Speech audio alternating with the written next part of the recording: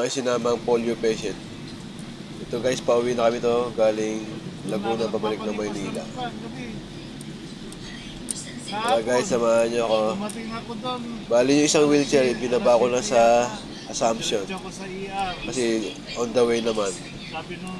Pinabangan ko na lang sa anak ng isang awardee ng wheelchair na si Jeneline Shoko.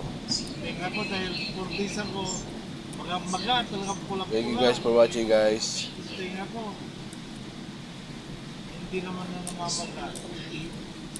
Thank you Akay Lasol. Supportahan natin guys ang Akay Lasol party list sa ating na eleksyon. Dahil sila po ay lang galing Laguna, ayan na yung dalawang wheelchair. Yung isa nag-drop ko na sa isang Pangulo kay Jeneline Shoko. Ayan, Akay Lasol. Ayan guys, kakain lang ako sa McDo ni Maine. Oh, drive-thru. Drive-thru sa McDo ni Maine. Guys, samahan nyo ako. Bukas i-deliver ko tong dalawang wheelchair na to. Thank you, Akay Lasol. Maraming salamat, Akay Lasol. Awag po, Akay. So, ano? Maraming salamat, Awag po. Rachel po. Akay Lasol. Akay. So,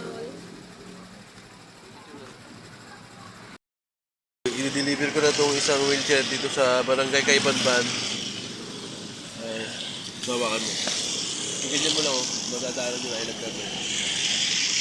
Ilagkan dito.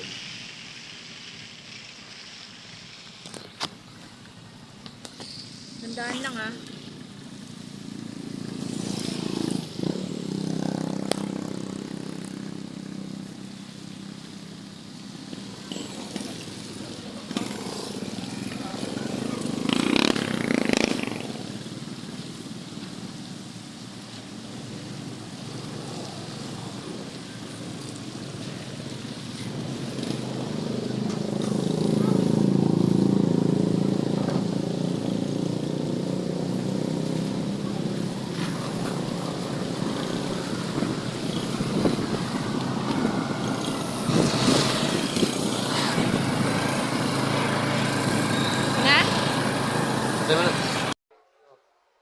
Maraming salamat kay Akay Lasol sa wheelchair na pinagkaloob niya.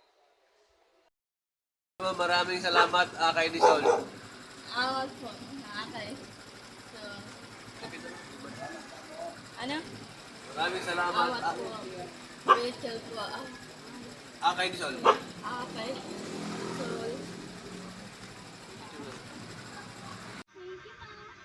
Ako po si Jeneline Shoko, na taga Barangay Assumption, na nagpapasalamat po kay Akay Lasol sa bigay ng wheelchair sa akin. Thank you po.